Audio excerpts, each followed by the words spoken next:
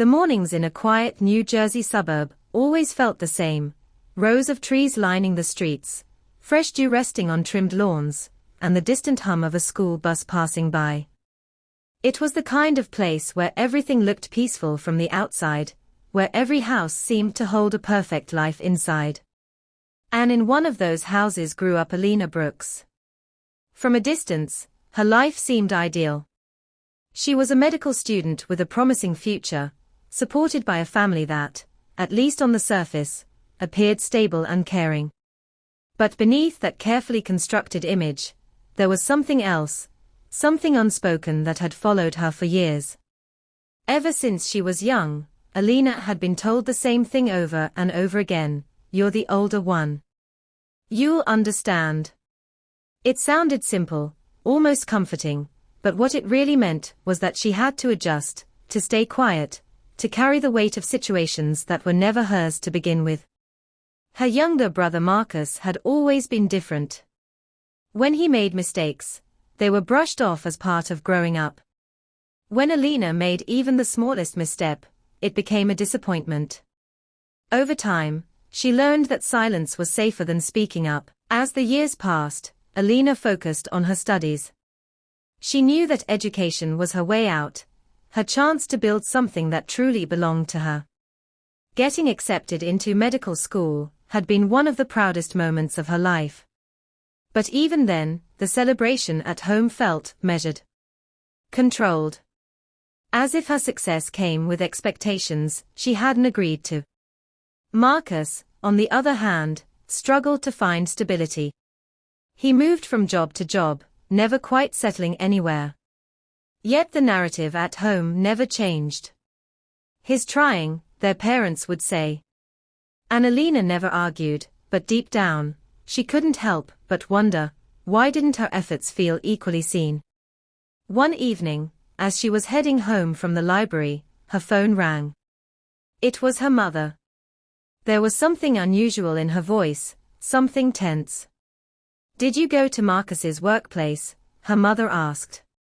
Elina frowned, confused. "No, why would I?" There was a pause on the other end of the line.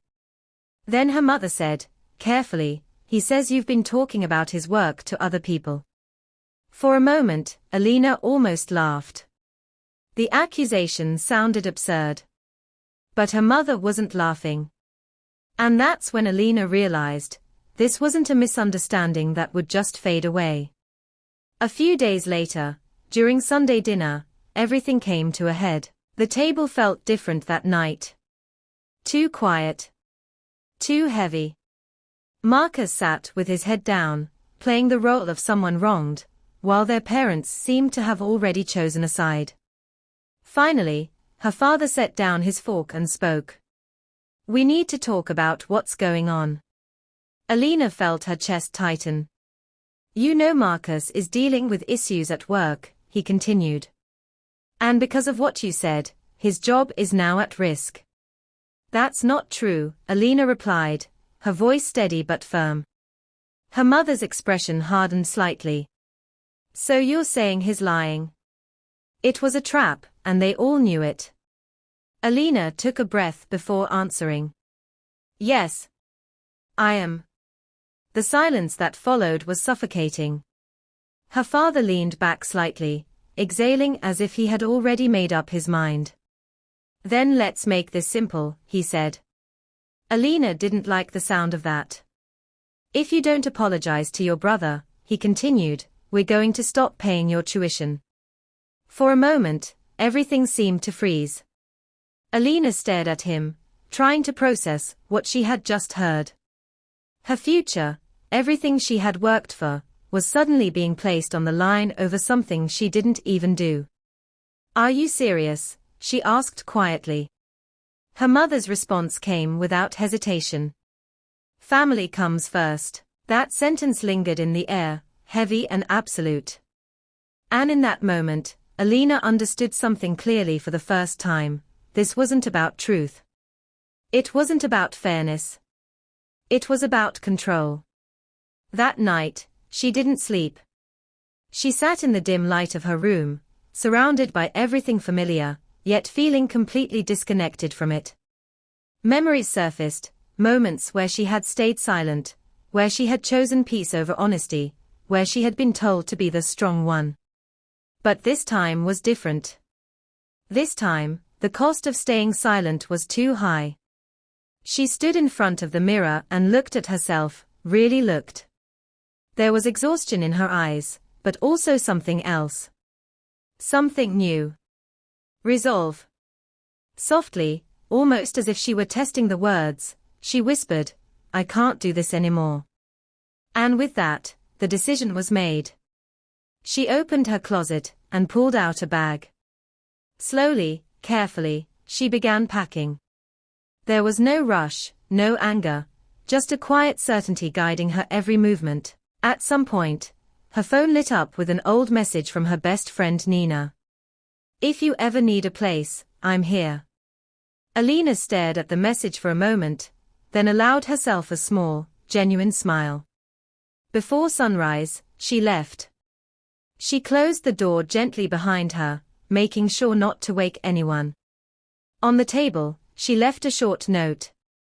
"I'm choosing my future." New York City was nothing like home. It was loud, fast, overwhelming, but in a strange way, it was freeing. No one watched her. No one judged her. She was just another person finding her way. The first few days were difficult. A small room, unfamiliar routines, uncertainty about what came next. But slowly, she adapted. She found a part-time job at a clinic. Her days became a cycle of work and study, exhaustion and persistence. There were nights when she fell asleep mid-task, too tired to even finish her thoughts. But even in the hardest moments, there was a quiet sense of peace, because for the first time, she was living on her own terms. Then one night, her phone buzzed. A message from Marcus: "I think I messed up, they're investigating me." Alina looked at the screen for a long time. But she didn't reply. Days later, the truth came out. An internal investigation at Marcus's company revealed everything. The data issue, the mistakes, the cover-up, it all traced back to him. In an attempt to protect himself, he had used Alina's name. The truth took time, but it didn't stay hidden forever. And then, one day, her phone rang again. "Dad." She hesitated before answering. There was silence on both ends at first. Then, quietly, her father spoke. "I was wrong." 3 simple words. Words she had needed to hear for so long. Her eyes filled with tears, but her voice remained steady. "I know," she said. There was a pause. Then she added, gently but firmly, "I forgive you, but I can't come back." Because she understood now, some places are better left behind. Months passed. Alina stood on the edge of graduation, stronger than she had ever been. She had built something for herself, piece by piece, without relying on anyone who had tried to control her path. And in the end, she realized something important. Family isn't always defined by who holds onto you. Sometimes, it's defined by who allows you to grow. And sometimes, the bravest thing you can do is choose your own future.